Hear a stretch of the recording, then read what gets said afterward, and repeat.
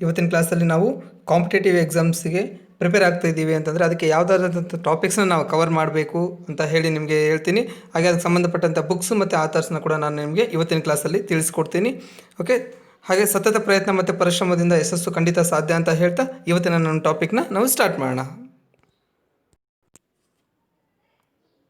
ನೀವು ಯಾವುದೇ ಥರದ ಕಾಂಪಿಟೇಟಿವ್ ಎಕ್ಸಾಮ್ಗೆ ಪ್ರಿಪೇರ್ ಆಗ್ತಾ ಇದ್ರೂ ಕೂಡ ಮುಖ್ಯವಾಗಿರ್ತಕ್ಕಂತಹ ಸಬ್ಜೆಕ್ಟ್ಸ್ ಯಾವುದಾದ್ರು ಕವರ್ ಮಾಡಬೇಕಪ್ಪ ಅಂದರೆ ಫಸ್ಟ್ ಇತಿಹಾಸ, ಹಿಸ್ಟ್ರಿ, ಹಾಗೆ ಸಂವಿಧಾನ, ಭೂಗೋಳ ಅಂದರೆ ಜಿಯೋಗ್ರಫಿ, ಅರ್ಥಶಾಸ್ತ್ರ, ಎಕನಾಮಿಕ್ಸ್, ಹಾಗೆ ಎನ್ವೈರನ್ಮೆಂಟಲ್ ಆ್ಯಂಡ್ ಎಕಾಲಜಿ ಅಂದರೆ ಪರಿಸರ ಅಧ್ಯಯನ ಅಂತ ಹೇಳಿ ನಾವೇನು ಕರಿತೀವಲ್ಲ ಅದು ಪರಿಸರ ಅಧ್ಯಯನ ಅಂತಕ್ಕಂಥ ಟಾಪಿಕ್ನ ನಾವು ಕವರ್ ಮಾಡಬೇಕು.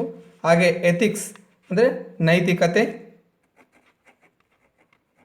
ನೈತಿಕತೆ, ಹಾಗೆ ಮೆಂಟಲ್ ಎಬಿಲಿಟಿ, ಆಮೇಲೆ ಕರೆಂಟ್ ಅಫೇರ್ಸ್ ಮತ್ತು ಸೈನ್ಸ್ ಆ್ಯಂಡ್ ಟೆಕ್ನಾಲಜಿನ ನಾವು ಕವರ್ ಮಾಡಬೇಕಾಗುತ್ತೆ ಟಾಪಿಕ್ಕು. ಹಾಗೆ ಸಾಮಾನ್ಯ ಜ್ಞಾನ ದಟ್ ಈಸ್ ಜನರಲ್ ಸೈನ್ಸನ್ನು ನಾವು ಕವರ್ ಮಾಡಬೇಕು. ಓಕೆ, ಇಷ್ಟು 9 ಇಂಪಾರ್ಟೆಂಟು ಟಾಪಿಕ್ಸ್ನ ನೀವು ಯಾವುದೇ ಒಂದು ಕಾಂಪಿಟೇಟಿವ್ ಎಕ್ಸಾಮ್ಗೆ ನೀವು ಪ್ರಿಪೇರ್ ಆಗಿ ನೀವು ಕಂಪಲ್ಸರಿಯಾಗಿ ಈ ಒಂದು ಟಾಪಿಕ್ಸ್ನ ನಾವು ಕವರ್ ಮಾಡಬೇಕಾಗುತ್ತೆ. ಓಕೆ, ಸೊ ಇದರಲ್ಲಿ ಅಗೇನ್ ಮತ್ತು ನಾವು ಇತಿಹಾಸದಲ್ಲಿ ಏನು ಓದಬೇಕು, ಸಂವಿಧಾನದಲ್ಲಿ ಏನು ಓದಬೇಕು ಅಂತ ಹೇಳಿ ನಾನು ನಿಮಗೆ ಇವಾಗ ಎಕ್ಸ್ಪ್ಲೇನ್ ಮಾಡ್ತೀನಿ. ಇತಿಹಾಸದಲ್ಲಿ ಮುಖ್ಯವಾಗಿ ನೀವು ಇಂಡಿಯನ್ ಹಿಸ್ಟ್ರಿ ಮತ್ತು ಇಂಡಿಯನ್ ನ್ಯಾಷನಲ್ ಮೂಮೆಂಟ್ನ ನಾವು ಕವರ್ ಮಾಡಬೇಕಾಗುತ್ತೆ. ಕೆಲವೊಂದು ಎಕ್ಸಾಮ್ಸಿಗೆ ವರ್ಲ್ಡ್ ಹಿಸ್ಟ್ರಿ ಸಹ ಮುಖ್ಯವಾಗಿ ಕೇಳ್ತಾರೆ. ವರ್ಲ್ಡ್ ಹಿಸ್ಟ್ರಿಯಿಂದ ಒನ್ ಆರ್ ಟು ಕ್ವಶನ್ಸು ಬರ್ತಕ್ಕಂತಹ ಚಾನ್ಸಸ್ ಇರುತ್ತೆ. ಹಾಗಾಗಿ ಇದನ್ನು ಕೂಡ ನಾವು ಕವರ್ ಮಾಡಬೇಕಾಗುತ್ತೆ. ವರ್ಲ್ಡ್ ಹಿಸ್ಟ್ರಿ, ಇಂಡಿಯನ್ ಹಿಸ್ಟ್ರಿ, ಹಾಗೆ ಭಾರತ ಸ್ವತಂತ್ರ ಸಂಗ್ರಾಮ ಅಂತ ನಾವೇನು ಕರಿತೀವಲ್ಲ ಇಂಡಿಯನ್ ನ್ಯಾಷನಲ್ ಮೂಮೆಂಟ್, ಎಸ್ಪೆಷಲಿ ಇದಕ್ಕೆ ಕರ್ನಾಟಕಕ್ಕೆ ಸಂಬಂಧಪಟ್ಟಂಗೆ ಹಂಗೆ ಕರ್ನಾಟಕದಲ್ಲಿ ಎಲ್ಲೆಲ್ಲಿ ನಮಗೆ ಚಳವಳಿಗಳು ನಡೆದವು, ಅದರ ಮುಂದಾಳತ್ವವನ್ನು ಯಾರು ವಹಿಸಿದ್ರು ಅಂತಕ್ಕಂತಹ ಟಾಪಿಕ್ಕು ತುಂಬ ಇಂಪಾರ್ಟೆಂಟ್ ಆಗುತ್ತೆ ಇತಿಹಾಸಕ್ಕೆ ಸಂಬಂಧಪಟ್ಟಂಗೆ. ಹಾಗೆ ನಾವು ಸಂವಿಧಾನ ಅಥವಾ ಪೊಲಿಟಿ ಆ್ಯಂಡ್ ಗವರ್ನೆನ್ಸ್ಗೆ ಸಂಬಂಧಪಟ್ಟಂಗೆ ನೋಡೋದಾದರೆ ನಾವು ಕಾನ್ಸ್ಟಿಟ್ಯೂಷನ್, ಓಕೆ, ಹಾಗೆ ಪೊಲಿಟಿಕಲ್ ಸಿಸ್ಟಮ್, ಆಮೇಲೆ ಪಂಚಾಯತ್ ರಾಜ್ ಬಗ್ಗೆ ನಾವು ಹೆಚ್ಚಿನ ಗಮನ ಕೊಡಬೇಕಾಗುತ್ತೆ. ಆಮೇಲೆ ಪಬ್ಲಿಕ್ ಪಾಲಿಸಿ, ಇಂತಹ ಮುಖ್ಯವಾದ ಟಾಪಿಕ್ಸ್ ಬಗ್ಗೆ ನಾವು ಕಾನ್ಸಂಟ್ರೇಟ್ ಮಾಡಬೇಕಾಗುತ್ತೆ ಸಂವಿಧಾನಕ್ಕೆ ಸಂಬಂಧಪಟ್ಟಂಗೆ. ಹಾಗೆ ಭೂಗೋಳನ ನೋಡೋದಾದರೆ ನಾವು ಫಿಸಿಕಲ್ ಮತ್ತು social economic geography of India and world ಅಂದರೆ ಇಲ್ಲಿ ನಾವು ಭಾರತದ ಭೂಗೋಳನ ನೋಡಬೇಕಾಗುತ್ತೆ. ಹಾಗೆ ಪ್ರಪಂಚದ ಭೂಗೋಳ ಬಗ್ಗೆ ಕೂಡ ಸ್ಟಡಿ ಮಾಡಬೇಕಾಗುತ್ತೆ. ಎಸ್ಪೆಷಲಿ ಇದರಲ್ಲಿ ನಮಗೆ physical geography of India and world ಏನಿದೆಯಲ್ಲ ಇದು ನಮಗೆ ತುಂಬ ಇಂಪಾರ್ಟೆಂಟ್ ಆಗಿರುತ್ತೆ. ಇದರಲ್ಲಿ ಮ್ಯಾಪ್ ಬೇಸ್ಡ್ ಕ್ವಶನ್ಸ್ ಕೂಡ ನಮಗೆ ಇತ್ತೀಚೆಗೆ ಜಾಸ್ತಿ ಕೇಳ್ತಾರೆ. ಮ್ಯಾಪ್ ಬೇಸ್ಡ್ ಕ್ವಶನ್ಸ್ ಅಂದರೆ ಕೆಲವೊಂದು ಸ್ಥಳಗಳನ್ನು ಕೊಟ್ಬಿಟ್ಟು ಆ ಸ್ಥಳಗಳನ್ನು ನಾವು ಫೈಂಡ್ ಔಟ್ ಮಾಡಬೇಕಾಗುತ್ತೆ. ಆ ಥರನಾದಂತಹ ಮ್ಯಾಪ್ ಬೇಸ್ಡ್ ಕ್ವಶನ್ಸ್ನ ಇಂಪಾರ್ಟೆಂಟಾಗಿ ಕೇಳ್ತಾರೆ. ಓಕೆ, ನೆಕ್ಸ್ಟ್ ಟಾಪಿಕ್ ನೋಡೋದಾದರೆ ಎನ್ವೈರನ್ಮೆಂಟ್ ಆ್ಯಂಡ್ ಎಕಾಲಜಿ ನೋಡೋದಾದರೆ ಅಂದರೆ ಪರಿಸರ ಅಧ್ಯಯನ ನೋಡೋದು. ಇದರಲ್ಲಿ ನಮಗೆ ಎಸ್ಪೆಷಲಿ ಬಯೋಡೈವರ್ಸಿಟಿ ಮತ್ತು ಕ್ಲೈಮೇಟ್ ಚೇಂಜ್ ಅಂತಕ್ಕಂತಹ ಟಾಪಿಕ್ಸ್ಗೆ ನಾವು ಜಾಸ್ತಿ ಕಾನ್ಸಂಟ್ರೇಟ್ ಮಾಡಬೇಕಾಗುತ್ತೆ. ಹಾಗೆ ನಾವು ಸಾಮಾನ್ಯ ಅಧ್ಯಯನ ನೋಡೋದಾದರೆ ಅಥವಾ ಸಾಮಾನ್ಯ ಜ್ಞಾನವನ್ನು ನೋಡೋದಾದರೆ ಫಿಸಿಕ್ಸ್, ಕೆಮಿಸ್ಟ್ರಿ ಮತ್ತು ಬಯಾಲಜಿಗೆ ಸಂಬಂಧಪಟ್ಟಂತಹ ಕೆಲವೊಂದು ಇಂಪಾರ್ಟೆಂಟ್ ಟಾಪಿಕ್ಸ್ನ ನಾವು ಕವರ್ ಮಾಡಬೇಕಾಗುತ್ತೆ. ಹಾಗೆ ಮೆಂಟಲ್ ಎಬಿಲಿಟಿ ಮತ್ತು ರೀಸನಿಂಗ್ ಟಾಪಿಕ್ಸ್ ನೋಡೋದಾದರೆ ಮೆಂಟಲ್ ಎಬಿಲಿಟಿಯಲ್ಲಿ ನಿಮಗೆ ಅರೌಂಡ್ 38 ಡಿಫ್ರೆಂಟ್ ಟಾಪಿಕ್ಸ್ ಅಥವಾ ಡಿಫ್ರೆಂಟ್ ಚಾಪ್ಟರ್ಸ್ ಬರುತ್ತೆ. ನಿಮಗೆ ಇದನ್ನು ನಾನು ಸಪ್ರೇಟ್ ಮೆಂಟಲ್ ಎಬಿಲಿಟಿ ಮಾಡಬೇಕಾದ್ರೆ ಯಾವ್ಯಾವ ಇಂಪಾರ್ಟೆಂಟ್ ಟಾಪಿಕ್ಸ್ ಬರುತ್ತೆ ಅಂತಂತಂದನ್ನು ಹೇಳ್ತೀನಿ ನಿಮಗೆ. ಹಾಗೆ ರೀಸನಿಂಗು ಕೂಡ ನಾವು ಕವರ್ ಮಾಡಬೇಕಾಗುತ್ತೆ. ಆ್ಯಂಡ್ ಎಸ್ಪೆಷಲಿ ಮೋಸ್ಟ್ ಇಂಪಾರ್ಟೆಂಟ್, ನೀವು ಯಾವುದೇ ಒಂದು ಎಕ್ಸಾಮ್ಸ್ ನೀವು ತೊಗೊತೀರಿ ಅಂದರೆ ಪ್ರಿಲಿಮ್ಸ್, ಮೇನ್ಸ್ ಈ ಥರ ಎಕ್ಸಾಮ್ ಬರಿತೀರಿ ಅಂತಂತಂದರೆ ಎಸ್ಪೆಷಲಿ ಪ್ರಿಲಿಮ್ಸ್ ಎಕ್ಸಾಮ್ಗೆ ಸಂಬಂಧಪಟ್ಟಂಗೆ ಅಥವಾ ಯಾವುದಾದ್ರೂ ಎಕ್ಸಾಮ್ಸ್ಗೆ ಸಂಬಂಧಪಟ್ಟಂಗೆ ನಿಮಗೆ ಕರೆಂಟ್ ಅಫೇರ್ಸ್ ಅಂತಕ್ಕಂಥದ್ದು ತುಂಬ ಇಂಪಾರ್ಟೆಂಟ್ ಆಗಿರುತ್ತೆ. ಇದು ಅರೌಂಡ್ 40 to 50% ಆಫ್ ಯುವರ್ ಏನು ಎಕ್ಸಾಮ್ ಪೇಪರ್ ಇರುತ್ತಲ್ಲ ಇದು ಕವರ್ ಮಾಡುತ್ತೆ. ಕರೆಂಟ್ ಅಫೇರ್ಸ್ ಅಂದರೆ ಸರ್ ಇದರಲ್ಲಿ ಏನೇನು ಮುಖ್ಯವಾಗಿರುತ್ತೆ ಅಂತಂದರೆ ನಮ್ಮ ಈ ಸೈನ್ಸ್ ಆ್ಯಂಡ್ ಟೆಕ್ನಾಲಜಿಯಲ್ಲಿ ಆಗ್ತಕ್ಕಂತಹ ಚೇಂಜಸ್ ಏನಿದ್ದಾವೆ, ಓಕೆ, ಯಾವುದೇ ಒಂದು ಇತ್ತೀಚೆಗೆ ನಮ್ಮ ಯಾವ ಒಂದು ರಾಕೆಟ್ನ ಉಡಾವಣೆ ಮಾಡಿದ್ರಾ, ಯಾವ ದೇಶದವರು ಯಾವ ರಾಕೆಟ್ನ ಉಡಾವಣೆ ಮಾಡಿದರು, ಓಕೆ, ಇಂಥ ಒಂದು ಕೆಲವೊಂದು ಟಾಪಿಕ್ಸ್ನ. ಆಮೇಲೆ ನ್ಯಾಷನಲ್ ಮತ್ತು ಇಂಟರ್ನ್ಯಾಷನಲ್ ಇಂಪಾರ್ಟೆನ್ಸಸ್ ಅಂದರೆ ನಮ್ಮ ಭಾರತಕ್ಕೆ ಸಂಬಂಧಪಟ್ಟಂಗೆ ಹಾಗೆ ಪ್ರಪಂಚಕ್ಕೆ ಸಂಬಂಧಪಟ್ಟಂಗೆ ಏನೇನು ಇಂಪಾರ್ಟೆಂಟ್ ಇವೆಂಟ್ಸು ಆಗ್ತಾ ಇದ್ದಾವೆ ಅಂತಕ್ಕಂಥದ್ದು ಇಂಪಾರ್ಟೆಂಟು. ಹಾಗೆ ಭಾರತ ಮತ್ತು ಅನ್ಯ ದೇಶಗಳೊಂದಿಗೆ ಇರ್ತಕ್ಕಂತಹ ಒಂದು ರಿಲೇಷನ್ಶಿಪ್ ಬಗ್ಗೆ ತುಂಬ ಇಂಪಾರ್ಟೆಂಟ್ ಆಗಿರುತ್ತೆ. ಇವು ತುಂಬ ಇಂಪಾರ್ಟೆಂಟ್ ಕರೆಂಟ್ ಅಫೇರ್ಸ್ ಕ್ವಶನ್ಸ್. ಹಾಗೆ ಅದರ ಜೊತೆಗೆ ನಾವು ಯಾವುದೇ ಒಂದು ನೀವು ಸಬ್ಜೆಕ್ಟ್ ತೊಗೊಳ್ಳಿ, ಫಾರ್ ಎಕ್ಸಾಂಪಲ್ ನೀವು ಸಂವಿಧಾನವನ್ನು ತೊಗೊತೀರಂದರೆ ಸಂವಿಧಾನದಲ್ಲಿ ಕೂಡ ಕರೆಂಟ್ ಅಫೇರ್ಸ್ಗೆ ರಿಲೇಟೆಡ್ ಆಗ್ತಕ್ಕಂತಹ ಡೈನಮಿಕ್ ಕ್ವಶನ್ಸ್ ಅಂದರೆ ಇತ್ತೀಚೆಗೆ ಆದಂತಹ ಬದಲಾವಣೆಗಳು. ಸಪೋಸ್ ನೀವು ಯಾವುದೋ ಒಂದು ಆರ್ಟಿಕಲ್ 370 ಇದೆ, ಆರ್ಟಿಕಲ್ 370 ಯಾವುದಕ್ಕೆ ಸಂಬಂಧಪಟ್ಟಿದ್ದು ಅಂತ ಕೇಳ್ತಾರೆ. ಆರ್ಟಿಕಲ್ 370 ಅಂತಕ್ಕಂಥದ್ದು ಜಮ್ಮು ಆ್ಯಂಡ್ ಕಾಶ್ಮೀರಕ್ಕೆ ಸಂಬಂಧಪಟ್ಟಿರ್ತಕ್ಕಂಥ ಅಲ್ಲಿರ್ತಕ್ಕಂಥ ಪ್ರತ್ಯೇಕ ನಮಗೇನು ಕಾನ್ಸ್ಟಿಟ್ಯೂಷನ್ ಇತ್ತಲ್ಲ ಅದು ಅಬಾಲಿಷ್ ಆಗಿದೆ. ಓಕೆ, ಲಾಸ್ಟ್ ಇಯರ್ ನಮಗೆ. ಸೊ ಇದ್ರ ಬಗ್ಗೆ ಕೆಲವೊಂದು ಕ್ವಶನ್ಸ್ನ ಕೇಳ್ತಕ್ಕಂತಹ ಚಾನ್ಸಸ್ ಇರುತ್ತೆ. ಹಾಗೆ ಇತ್ತೀಚೆಗೆ ಆಗಿರ್ತಕ್ಕಂತಹ ತಿದ್ದುಪಡಿಗಳು, ಅದು ಎಷ್ಟನೇ ತಿದ್ದುಪಡಿ, ಆ ಕಾಯ್ದೆ ಯಾವುದಕ್ಕೆ ಸಂಬಂಧಪಟ್ಟಿರುತ್ತೆ ಅಂತಕ್ಕಂತಹ ಎಲ್ಲ ಕ್ವಶನ್ಸು ಕೂಡ ನಮಗೆ ಕರೆಂಟ್ ಅಫೇರ್ಸಲ್ಲಿ ಲಿಂಕ್ ಆಗುತ್ತೆ. ಇದು ತುಂಬ ಇಂಪಾರ್ಟೆಂಟ್ ಟಾಪಿಕ್ಸು. ನಾವು ಯಾವುದೇ ಒಂದು ನೀವು ಏನು ಎಕ್ಸಾಮ್ ಬರಿತೀರಾ ಅಂತಂದರೆ whether it is PC, PSI ಅಥವಾ KS, IS, ನೀವು ಯಾವುದೇ ಒಂದು ಎಕ್ಸಾಮ್ ಬರೀರಿ ಕಾಂಪಿಟೇಟಿವ್ ಎಕ್ಸಾಮ್ಸ್ಗೆ, ಇಷ್ಟು ಟಾಪಿಕ್ಸ್ ಏನಿದಾವಲ್ಲ ಇವು ತುಂಬ ಇಂಪಾರ್ಟೆಂಟ್ ಆಗಿರುತ್ತೆ. ಕ್ಲಿಯರ್? ಹಾಗೆ ನಮಗೆ ಹೀಗೆ ನೀವು ಪ್ರಿಪೇರ್ ಆಗ್ತಕ್ಕಂತಹ ಪ್ರತಿಯೊಂದು ಸಬ್ಜೆಕ್ಟ್ಗೂ ನೀವು ರೆಫರ್ ಮಾಡಬೇಕಾಗಿರ್ತಕ್ಕಂಥ ಆಥರ್ನ ನಾವು ನೋಡೋದಾದರೆ ವೆರಿ ಇಂಪಾರ್ಟೆಂಟ್. ಪೊಲಿಟಿಯನ್ನು ನಾವು ತೊಗೊಳೋದಾದರೆ, ಸಂವಿಧಾನವನ್ನು ತೊಗೊಳೋದಾದರೆ ಭಾರತ ಸಂವಿಧಾನ ಮತ್ತು ರಾಜಕೀಯ ಅಂತಕ್ಕಂತಹ ಒಂದು ಹೆಡ್ಲೈನ್ಸಲ್ಲಿ PS ಗಂಗಾಧರ್ ಅವರು ಬರ್ತಕ್ಕಂಥ ಬುಕ್ ಸಿಗುತ್ತೆ. ಹಾಗೆ ನಿಮಗೆ HM ರಾಜಶೇಖರ್ ಅಂತಕ್ಕಂಥ ಬುಕ್ ಸಿಗುತ್ತೆ. ಹಾಗೆ DD ಬಸು ಅವರು ಬರೆದಿರ್ತಕ್ಕಂತಹ ಬುಕ್ ಸಿಗುತ್ತೆ. ಹಾಗೆ KM ಸುರೇಶ್ ಅವರು ಬರೆದಿರ್ತಕ್ಕಂತಹ ಬುಕ್ ಸಹ ನಿಮಗೆ ಸಿಗುತ್ತೆ. ಓಕೆ, ಇಲ್ಲಿ ಒಂದು ನಮ್ಮ ಸಜೆಷನ್ ಏನಂದರೆ ಕ್ಲಿಯರಾಗಿ ನೀವು ಯಾವುದಾದ್ರೂ ಒಂದು ಬುಕ್, ಓಕೆ, ನಿಮ್ಗೆ ಯಾವುದು ಅವೈಲೇಬಲ್ ಇರುತ್ತೋ ಅದರದ್ದು ಯಾವುದಾದ್ರೂ ಒಂದು ಬುಕ್ಕನ್ನು ಮಾತ್ರ ನೀವು ರೆಫರ್ ಮಾಡಿ. ಓಕೆ, ಆ ಒಂದು ಬುಕ್ಕನ್ನು ನೀವೇನು ಮಾಡಬೇಕಂದ್ರೆ ಪದೇ ಪದೇ ರಿಪೀಟ್ ಮಾಡಬೇಕು. ನೀವು ಈ 4 ಬುಕ್ಸ್ ತೊಗೊಂಡು 4 ಸಲ ಕಂಪ್ಲೀಟ್ ಮಾಡೋದು ಇಂಪಾರ್ಟೆಂಟ್ ಅಲ್ಲ. ಈ ಒಂದೇ ಬುಕ್ ತೊಗೊಂಡು ಇದನ್ನು 10 ಸಲ ನೀವು ಕಂಪ್ಲೀಟ್ ಮಾಡಿ ನೀವು ಇದರಲ್ಲಿ ಎಕ್ಸ್ಪರ್ಟ್ ಆಗ್ತೀರಾ ಸಬ್ಜೆಕ್ಟಲ್ಲಿ. ಕ್ಲಿಯರ್ ಆಗ್ತಿದೆ ಅಲ್ವಾ? ಎಲ್ಲ ಬುಕ್ಸ್ನ ನೀವು ರೆಫರ್ ಮಾಡಬೇಕಾಗಿಲ್ಲ, ಯಾವುದಾದ್ರೂ ಒಂದು ಆಥರ್ನ ತೊಗೊಳ್ಳಿ. ಓಕೆ, ಅದನ್ನು ನೀವು ರಿಪೀಟೆಡ್ ಆಗಿ ಆ ಟೆಕ್ಸ್ಟ್ ಬುಕ್ಕನ್ನು ನೀವು ಓದ್ತಾ ಇರಬೇಕು. ಆವಾಗ ಮಾತ್ರ ನಿಮಗೇನೆಂದರೆ ಸಬ್ಜೆಕ್ಟ್ಸಲ್ಲಿ ಒಳ್ಳೆ ಗ್ರಿಪ್ ಸಿಗುತ್ತೆ. ನೆಕ್ಸ್ಟ್ ನಾವು ಇತಿಹಾಸ ಸಬ್ಜೆಕ್ಟ್ನ ನೋಡೋದಾದರೆ ಸಮಗ್ರ ಭಾರತದ ಇತಿಹಾಸ ಭಾಗ 1 ಮತ್ತು ಭಾಗ 2 KNA ಆಥರ್, ಓಕೆ, ಅದ್ರದ್ದು ಬುಕ್ ಸಿಗುತ್ತೆ ನಿಮಗೆ. ಹಾಗೆ ಪ್ರಾಚೀನ, ಮಧ್ಯಕಾಲೀನ ಮತ್ತು ಆಧುನಿಕ ಭಾರತದ ಇತಿಹಾಸ ಅಂತ ಹೇಳಿ Dr. K. ಸದಾಶಿವ ಅವರು ಬರೆದಿರ್ತಕ್ಕಂಥ ಬುಕ್ಕು ಸಹ ಸಿಗುತ್ತೆ. ಹಾಗೆ ಸಮಗ್ರ ಕರ್ನಾಟಕ ಇತಿಹಾಸ ಪಾಲಾಕ್ಷ ಅವರು ಬರೆದಿರ್ತಕ್ಕಂಥ ಬುಕ್ ಸಹ ಸಿಗುತ್ತೆ. ಹಾಗೆ ಕರ್ನಾಟಕ ಏಕೀಕರಣ ಇತಿಹಾಸ HS ಗೋಪಾಲರಾವ್ ಅವರು ಬರೆದಿರ್ತಕ್ಕಂಥದ್ದು. ಹಾಗೆ ಸ್ವಾತಂತ್ರ್ಯ ಗಂಗೆಯ 1000 ತೊರೆಗಳು ಅಂತಕ್ಕಂಥ C.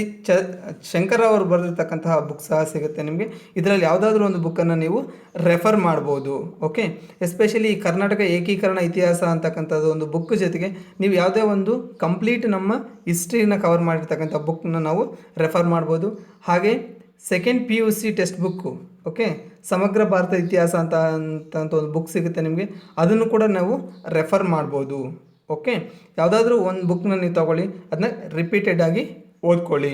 ಓಕೆ, ನೆಕ್ಸ್ಟ್ ಎಕನಾಮಿಕ್ಸ್ಗೆ ಸಂಬಂಧಪಟ್ಟಂಗೆ ನೋಡೋದಾದರೆ ಕರ್ನಾಟಕ ಮತ್ತು ಭಾರತದ ಆರ್ಥಿಕ ವ್ಯವಸ್ಥೆ ಅಂತಕ್ಕಂಥ ಹೆಡ್ಲೈನ್ಸಲ್ಲಿ HRK ಅವರು ಬರೆದಿರ್ತಕ್ಕಂಥ ಬುಕ್ ಸಿಗುತ್ತೆ. ಹಾಗೆ ಗರಣಿ ಕೃಷ್ಣಮೂರ್ತಿ ಮತ್ತು ಸೋಮಶೇಖರ್ ಅವರು ಬರೆದಿರ್ತಕ್ಕಂಥ ಬುಕ್ಸು ಸಹ ನಿಮಗೆ ಸಿಗುತ್ತೆ. ನೀವು ಯಾವುದಾದ್ರೂ ಒಂದು ಬುಕ್ನ ರೆಫರ್ ಮಾಡ್ಬೋದು. ಹಾಗೆ ಇಂಪಾರ್ಟೆಂಟ್ ಆಗಿ ಕರ್ನಾಟಕ ಮತ್ತು ಭಾರತದ ಆರ್ಥಿಕ ಸಮೀಕ್ಷೆ ಅಂಥೇಳಿ ಸರ್ಕಾರಿ ಪಬ್ಲಿಕೇಶನ್ಸ್ ಪುಸ್ತಕ ಸಿಗುತ್ತೆ ನಿಮಗೆ. ಅಂದರೆ ನೀವು ಯಾವ ವರ್ಷ, ಸಪೋಸ್ ಈಗ ನೀವು 2021ನಲ್ಲಿ ನೀವು ಎಕ್ಸಾಮ್ ಬರಿತಾ ಇದ್ದೀರಾ ಅಂತಂದರೆ ಈ ಕರ್ನಾಟಕ ಮತ್ತು ಭಾರತದ ಆರ್ಥಿಕ ಸಮೀಕ್ಷೆ 2020 ಅಂತಕ್ಕಂಥ ಒಂದು ಬುಕ್ ಸಿಗುತ್ತೆ, ನೀವು ಅದನ್ನು ರೆಫರ್ ಮಾಡಬೇಕಾಗುತ್ತೆ. ಹಾಗೆ ಇತ್ತೀಚಿನ ಡೆವಲಪ್ಮೆಂಟ್ಸ್ ಎಸ್ಪೆಷಲಿ ನಿಮಗೆ ಇಲ್ಲಿ ನಮಗೆ ಈ ಎಕನಾಮಿಕ್ಸಲ್ಲಿ ನಮಗೆ ಕರೆಂಟ್ ಅಫೇರ್ಸ್ಗೆ ಸಂಬಂಧಪಟ್ಟಂಗೆ ತುಂಬ ಕ್ವಶನ್ಸ್ ಬರಲಿಕ್ಕೆ ಚಾನ್ಸಸ್ ಇರುತ್ತೆ. ಲೈಕ್ ಹ್ಯೂಮನ್ ಡೆವಲಪ್ಮೆಂಟ್ ಇಂಡೆಕ್ಸ್ ಅಂತ ಓದ್ತೀವಿ. ಓಕೆ, ನಮ್ಮ ಆರ್ಥಿಕತೆಯಲ್ಲಿ ಏನೇನು ಬದಲಾವಣೆಗಳು ಆಗಿದೆ ಅಂತಕ್ಕಂಥದ್ದು. ಓಕೆ, ಆಮೇಲೆ ಇಲ್ಲಿ ನಮಗೆ ಹಣದುಬ್ಬರದಲ್ಲಿ ಆಗ್ತಕ್ಕಂಥ ವ್ಯತ್ಯಾಸಗಳು ಇರ್ಬೋದು. ಆಮೇಲೆ RBI ಟೈಮ್ ಟು ಟೈಮ್ ಏನೇನು ಚೇಂಜಸ್ ಮಾಡ್ತಾ ಇದೆ ಅಂತಕ್ಕಂಥದ್ದು ನಾವಿಲ್ಲಿ ಅಬ್ಸರ್ವ್ ಮಾಡಬೇಕಾಗಿರುತ್ತೆ. ಓಕೆ, ಇವು ತುಂಬ ಕೆಲವೊಂದು ಇಂಪಾರ್ಟೆಂಟ್ ಟಾಪಿಕ್ಸು. ನಾವು ಏನೇನು ಕವರ್ ಮಾಡಬೇಕು ಅಂತಕ್ಕಂಥದ್ದು ನಿಮಗೆ ಸಹ ಹೇಳ್ತಾ ಇದ್ದೀನಿ. ಓಕೆ, ಕ್ಲೀನಾಗಿ ನಿಮಗೆ ವೀಡಿಯೋನ ಪಾಸ್ ಮಾಡಿಬಿಟ್ಟು ನೀವು ಬೇಕಿದ್ರೆ ಸಪ್ರೇಟ್ ಇದನ್ನು ನೋಟ್ಸ್ ಮಾಡ್ಕೊಳ್ಳಿ. ನೀವು ಇದು ನೋಟ್ಸ್ ಮಾಡಿಕೊಂಡ್ರೆ ನೀವು ಯಾವುದೇ ಕಾಂಪಿಟೇಟಿವ್ ಎಕ್ಸಾಮ್ ಬರೀಲಿ ಇಷ್ಟು ನೀವು ರೆಫರ್ ಮಾಡಿದ್ರೆ ಸಾಕಾಗುತ್ತೆ. ಓಕೆ, ಹಾಗೆ ಭೂಗೋಳವನ್ನು ನೋಡೋದಾದರೆ ಕರ್ನಾಟಕ, ಭಾರತ ಮತ್ತು ಪ್ರಾಕೃತಿಕ ಭೂಗೋಳ ಅಂತಕ್ಕಂಥ Dr. ರಂಗನಾಥ್ ಅವರು ಬರೆದಿರ್ತಕ್ಕಂತಹ ಬುಕ್ ಸಿಗುತ್ತೆ. ಇದ್ರಲ್ಲಿ ಭೂಗೋಳಕ್ಕೆ ಸಂಬಂಧಪಟ್ಟಂಗೆ ನಿಮಗೆ ಇದರ ಜೊತೆಗೆ ಯಾವುದೇ ಬುಕ್ ಸಿಕ್ಕರೂ ಕೂಡ ಓಕೆ. ಪ್ಲಸ್ ವೆರಿ ಇಂಪಾರ್ಟೆಂಟ್ ಏನಂದರೆ ಇಲ್ಲಿ ನೀವು ಯಾವುದಾದ್ರೂ ಒಂದು ಅಟ್ಲಾಸ್ನ ಕಂಪಲ್ಸರಿಯಾಗಿ ರೆಫರ್ ಮಾಡಬೇಕು. ಅಟ್ಲಾಸ್ ಬುಕ್ ಅಂದರೆ ಏನು ಅಂತಂತಂದರೆ ಇಲ್ಲಿ ನಿಮಗೆ ಕಂಪ್ಲೀಟ್ ಎಲ್ಲ ಮ್ಯಾಪ್ಸ್ ಇರುತ್ತೆ. ಓಕೆ, ಇದರಲ್ಲಿ ನಮಗೆ ಆಕ್ಸ್ಫರ್ಡ್ ಯೂನಿವರ್ಸಿಟಿದು ಕೂಡ ಸಿಗುತ್ತೆ. ಆಕ್ಸ್ಫರ್ಡ್ ಅಟ್ಲಾಸ್ ಅಂತ ಹೇಳಿ ಒಂದು ಬುಕ್ ಸಿಗುತ್ತೆ, ಅದನ್ನು ಕೂಡ ನೀವು ರೆಫರ್ ಮಾಡ್ಬೋದು. ಅಥವಾ ನಿಮಗೆ ಯಾವುದು ಅಟ್ಲಾಸ್ ಅವೈಲೇಬಲ್ ಇರುತ್ತೋ ಓಕೆ, ನೀವು ಅದನ್ನು ಪರ್ಚೇಸ್ ಮಾಡ್ಬೋದು. ಭೂಗೋಳವನ್ನು ಸ್ಟಡಿ ಮಾಡ್ತಕ್ಕಂತಹ ಪ್ರತಿಯೊಬ್ಬರು ಫಾಲೋ ಮಾಡಬೇಕಾಗಿರೋದೇನೆಂದರೆ ಒಂದು ಕಂಪಲ್ಸರಿ ಅಟ್ಲಾಸ್ ಬುಕ್ಕು ನಿಮ್ಮ ಹತ್ರ ಇರಬೇಕು. ಇದ್ರ ಜೊತೆಗೆ ನೀವು ಯಾವುದೇ ಒಂದು ಭೂಗೋಳದ ಟೆಕ್ಸ್ಟ್ ಬುಕ್ನ ರೆಫರ್ ಮಾಡಿದ್ರೂ ಕೂಡ ನಡೆಯುತ್ತೆ. ಓಕೆ, ಹಾಗೆ ಸೈನ್ಸ್ ಆ್ಯಂಡ್ ಟೆಕ್ನಾಲಜಿನ ನೋಡೋದಾದರೆ ವಿಜ್ಞಾನ ಮತ್ತು ತಂತ್ರಜ್ಞಾನ ಅಂತಹ ಹೆಡ್ಲೈನಲ್ಲಿ ವಿನೋದ್ ಕುಮಾರ್ ಚವ್ಹಾಣ್ ಅವರು ಬರೆದಿರ್ತಕ್ಕಂಥ ಬುಕ್ ಸಿಗುತ್ತೆ. ಹಾಗೆ ಜಿ ಹರಿಪ್ರಸಾದ್ ಅಥವಾ ಹರೀಶ್ ಎನ್ ಮಾಸ್ತಿ ಅಂತೇಳಿ ಅಥವಾ ಎ ಬಾಲರಾಜು ಅಂತಕ್ಕಂಥವ್ರು ಬರೆದಿರ್ತಕ್ಕಂಥ ಸೈನ್ಸ್ ಆ್ಯಂಡ್ ಟೆಕ್ನಾಲಜಿ ನಿಮಗೆ ಬುಕ್ ಸಿಗುತ್ತೆ. ಅದರ ಜೊತೆಗೆ ಆಮೇಲೆ SMV ಗೋಲ್ಡ್ ಮತ್ತು ಮಯಾ ಮತ್ತು ವಿಕೇಶಿ ಅಂತಕ್ಕಂತಹ ಪ್ರಕಾಶನ ಅಂದರೆ ಪಬ್ಲಿಕೇಶನ್ಸ್, ಇವರ ಒಂದು ಪಬ್ಲಿಕೇಶನ್ಸಲ್ಲಿ ಕೂಡ ಈ ಸೈನ್ಸ್ ಆ್ಯಂಡ್ ಟೆಕ್ನಾಲಜಿ ಬುಕ್ ಸಿಗುತ್ತೆ. ನೀವು ಯಾವುದಾದ್ರೂ ಒಂದನ್ನು ನೀವು ರೆಫರ್ ಮಾಡ್ಬೋದು. ಓಕೆ, ಹಾಗೆ ಜ್ಞಾನ ವಿಜ್ಞಾನ ಕೋಶ ಅಂತಕ್ಕಂಥ ನವ ಕರ್ನಾಟಕ ಪ್ರಕಾಶನವರು ಹೊರಡಿಸ್ತಕ್ಕಂಥ ಬುಕ್ ಕೂಡ ಸಿಗುತ್ತೆ, ಅದನ್ನು ಸಹ ನೀವು ರೆಫರ್ ಮಾಡ್ಬೋದು. ಓಕೆ, ನೆಕ್ಸ್ಟ್ ಈ ಗಣಿತ ಮತ್ತು ಮೆಂಟಲ್ ಎಬಿಲಿಟಿಯನ್ನು ನೋಡೋದಾದರೆ ಚಾಣಕ್ಯ ಪಬ್ಲಿಕೇಶನ್ಸ್ ಅವರ ಬುಕ್ ಸಿಗುತ್ತೆ. ಹಾಗೆ ಅಂಜಿನಪ್ಪ ಅವರು ಬರೆದಿರ್ತಕ್ಕಂತಹ ಬುಕ್ ಸಹ ನಿಮಗೆ ಅವೈಲೇಬಲ್ ಇರುತ್ತೆ. ಮೋಸ್ಟ್ ಇಂಪಾರ್ಟೆಂಟ್ ನೆಕ್ಸ್ಟು ಪ್ರಚಲಿತ ಘಟನೆಗಳನ್ನು ನೋಡೋದಾದರೆ ಅಂದರೆ ಕರೆಂಟ್ ಅಫೇರ್ಸ್ನ ನೋಡೋದಾದರೆ ನಾವಿಲ್ಲಿ ಕಂಪಲ್ಸರಿಯಾಗಿ ಯಾವುದಾದ್ರೂ 2 ಮ್ಯಾಗ್ಝಿನ್ನ ನಾವು ಇಲ್ಲಿ ಕೊಟ್ಟಿರ್ತಕ್ಕಂತಹ ಲೀಸ್ಟಲ್ಲಿ ನೀವು ಯಾವುದಾದ್ರೂ 2 ಮ್ಯಾಗ್ಝಿನ್ಸ್ನ ಮಂತ್ಲಿ ಮ್ಯಾಗ್ಝಿನ್ಸ್ನ ನೀವು ರೆಫರ್ ಮಾಡ್ಬೋದು. ಯೋಜನಾ ಅಂತಕ್ಕಂಥದ್ದನ್ನ ನೀವು ಪ್ರಿಫರ್ ಮಾಡ್ಕೊಳ್ಳಿ. ಇದ್ರ ಜೊತೆಗೆ ಯಾವುದೇ ಒಂದು ಬುಕ್ಕಿಗೂ ಸಹ ನೀವು ರೆಫರ್ ಮಾಡ್ಬೋದು. ಓಕೆ, ನೆಕ್ಸ್ಟ್ ಇವಾಗ ಇಂಗ್ಲೀಷ್ನ ನೋಡೋದಾದರೆ ಸಾಮಾನ್ಯ ಇಂಗ್ಲೀಷಲ್ಲಿ ಪ್ರಾಯೋಗಿಕ ಇಂಗ್ಲೀಷ್ ವ್ಯಾಕರಣ Gupta, okay, return by Gupta, ಅದನ್ನು ಕೂಡ ರೆಫರ್ ಮಾಡ್ಬೋದು. ಅಥವಾ ಇಂಗ್ಲೀಷ್ ಕನ್ನಡ ಡಿಕ್ಷನರಿ, ಒಂದು ಡಿಕ್ಷನರಿನ ನೀವು ಮೇಂಟೈನ್ ಮಾಡಿ. ನಿಮ್ಮ ಹತ್ರ ಯಾವುದು ಡಿಕ್ಷನರಿ ಅವೈಲೇಬಲ್ ಇರುತ್ತೋ ಒಂದು ಡಿಕ್ಷನರಿ ಆಲ್ವೇಸ್ ನೀವು ರೆಫರ್ ಮಾಡೋದು ಬೆಟರ್ ಆಗಿರುತ್ತೆ. ಮೈಸೂರು ವಿಶ್ವವಿದ್ಯಾಲಯದಿಂದ ಹೊರಡಿಸ್ತಕ್ಕಂತಹ ಬುಕ್ಕು ಕೂಡ ನಿಮಗೆ ಡಿಕ್ಷನರಿ ಸಿಗುತ್ತೆ, ಅದನ್ನು ಕೂಡ ನೀವು ರೆಫರ್ ಮಾಡ್ಬೋದು.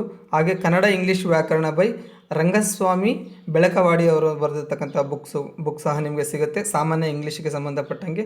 ಹಾಗೆ ಭಾಷಾಂತರ ಪಾಠಮಾಲೆ 1, 2, 3 ಪಾರ್ಟ್ಸಲ್ಲಿ ನಿಮಗೆ ಬೆಳಗಾವಿ ಪ್ರಕಾಶನರವ್ರದ್ದು ಬುಕ್ಕು ನಿಮಗೆ ಸಿಗುತ್ತೆ, ಅದನ್ನು ಕೂಡ ನೀವು ರೆಫರ್ ಮಾಡ್ಬೋದು. ಹಾಗೆ ಎಥಿಕ್ಸ್ ಅಥವಾ ನೈತಿಕತೆಗೆ ಸಂಬಂಧಪಟ್ಟಂಗೆ ನೋಡೋದಾದರೆ ನಿಮಗೆ ಉನ್ನತಿ ಪ್ರಕಾಶನ್ಸ್ ಹೊರಡಿಸ್ತಕ್ಕಂತಹ ಎಥಿಕ್ಸ್ ಅಂತಕ್ಕಂಥ ಒಂದು ಹೆಡ್ಲೈನಲ್ಲೇ ನಿಮಗೊಂದು ಟೆಕ್ಸ್ಟ್ ಬುಕ್ ಸಿಗುತ್ತೆ, ಅದನ್ನು ಸಹ ರೆಫರ್ ಮಾಡ್ಬೋದು. ಅಥವಾ ಪರಶುರಾಮ್ ಕಟ್ಟಿಮಣಿ ಆಥರ್ ಬರೆದಿರ್ತಕ್ಕಂಥ ಬುಕ್ ಸಹ ನಿಮಗೆ ಸಿಗುತ್ತೆ.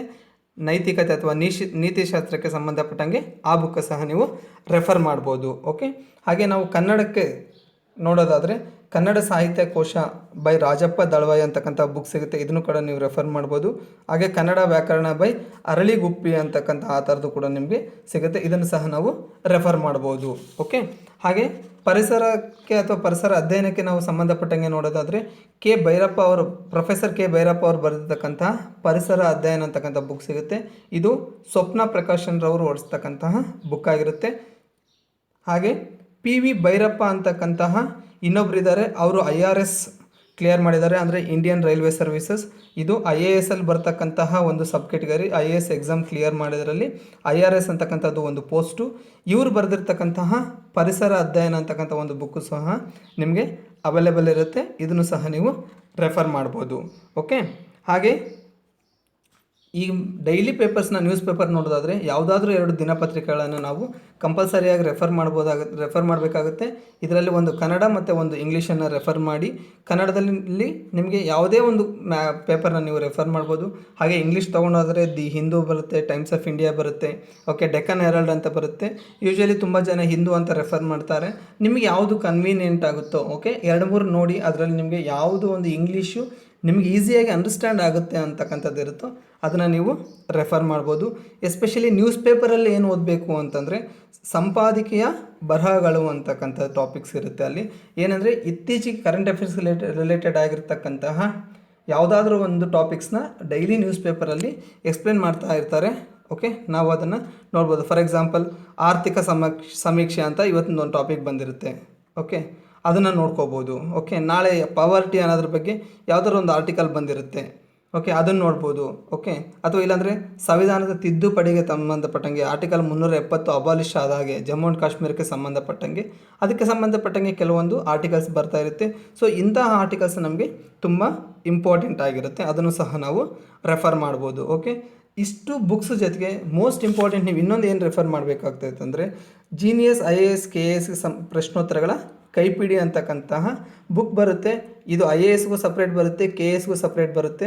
ನೀವು ಯಾವ ಎಕ್ಸಾಮ್ ಪ್ರಿಪೇರ್ ಆಗ್ತಿರೋ ಅದನ್ನು ನೀವು ರೆಫರ್ ಮಾಡ್ಬೋದು. ಇದರಲ್ಲಿ ಏನಾಗುತ್ತೆ ಅಂದರೆ ಪ್ರೀವಿಯಸ್ ಏನೇನು ಕ್ವಶನ್ ಪೇಪರ್ಸ್ ಬಂದಿದ್ದಾವೋ, ಓಕೆ, ಅವೆಲ್ಲ ಕ್ವಶನ್ಸ್ನು ಕೂಡ ಇವರು ಜೀನಿಯಸ್ ಕಡೆಯಿಂದ ಸಾಲ್ವ್ ಮಾಡಿಕೊಟ್ಟಿದ್ದಾರೆ. ಓಕೆ, ಈ ಬುಕ್ನ ನೀವು ಕಂಪಲ್ಸರಿಯಾಗಿ ರೆಫರ್ ಮಾಡಿ. ನಿಮ್ಮ ಒಂದು ಈ ಟಾಪಿಕ್ಸ್ನ ಕವರ್ ಮಾಡಿದ ಮೇಲೆ, ಓಕೆ, ನೀವು ಯಾವ ಒಂದು ಟಾಪಿಕ್ಸ್ನ ಈಗ ಸಪೋಸ್ ನೀವು ಪೊಲಿಟಿಕ್ಸ್ ಸಬ್ಜೆಕ್ಟ್ ತೊಗೊಳ್ತೀರಂದರೆ ಪೊಲಿಟಿಕ್ಸ್ ಸಂಬಂಧಪಟ್ಟಂಗೆ ಕ್ವಶನ್ಸ್ನ ಇದರಲ್ಲಿ ನೀವು ನೋಡ್ತಾ ಹೋಗ್ಬೋದು. ಅವಾಗೆ ನಿಮಗೆ ಸಬ್ಜೆಕ್ಟ್ ನಾಲೆಡ್ಜು ಜಾಸ್ತಿ ಆಗ್ತಾ ಹೋಗುತ್ತೆ. ಓಕೆ, ಇವತ್ತು ತಿಳಿಸಿರ್ತಕ್ಕಂತಹ ಎಲ್ಲ ಟಾಪಿಕ್ಸು ಮತ್ತು ಆಥರ್ಸು ತುಂಬ ಇಂಪಾರ್ಟೆಂಟ್ ಆಗಿರುತ್ತೆ. ಇದರಲ್ಲಿ ನೀವು ಯಾವುದಾದ್ರೂ ರೆಫರ್ ಮಾಡ್ಬೋದು, ಅಥವಾ ನಿಮಗೆ ಗೊತ್ತಿರ್ತಕ್ಕಂಥ ಇನ್ನೂ ಯಾವುದಾದ್ರೂ ಉತ್ತಮವಾದಂತಹ ಆಥರ್ಸ್ ಬುಕ್ಸ್ ಏನಾದರೂ ಗೊತ್ತಿದ್ದರೆ ಕಮೆಂಟ್ ಬಾಕ್ಸಲ್ಲಿ ತಿಳಿಸಿ. ನಾನು ನೆಕ್ಸ್ಟ್ ವೀಡಿಯೋದಲ್ಲಿ ಅದನ್ನೂ ಅಪ್ಡೇಟ್ ಮಾಡ್ತೀನಿ. ಇಂಪಾರ್ಟೆಂಟ್ ಏನಂದರೆ ಈ ಒಂದು ಆಥರ್ಸ್ ಏನಿದಾವಲ್ಲ, ಯಾರು ಆಲ್ರೆಡಿ KS IAS ಎಕ್ಸಾಮ್ಸ್ನ ಕ್ಲಿಯರ್ ಮಾಡ್ಕೊಂಡಿದ್ದಾರೋ ಅವರ ಒಪಿನಿಯನ್ನ ತೊಗೊಂಡ್ಬಿಟ್ಟು ಅವ್ರ ಕಡೆಯಿಂದ ನೋಟ್ ಔಟ್ ಮಾಡ್ಕೊಂಡಿರ್ತಕ್ಕಂತಹ ಇಂಪಾರ್ಟೆಂಟ್ ಆಥರ್ಸ್ ಬುಕ್ಸ್ ಆಗಿರ್ತವೆ ಇವು. ಓಕೆ, ಇದನ್ನು ನೀವು ರೆಫರ್ ಮಾಡ್ಬೋದು. ಓಕೆ, ಇದನ್ನು ರೆಫರ್ ಮಾಡಿದ್ರೆ ನಿಮಗೆ ಎಲ್ಲ ಟಾಪಿಕ್ಸು ಕವರ್ ಆಗುತ್ತೆ. Okay, thank you.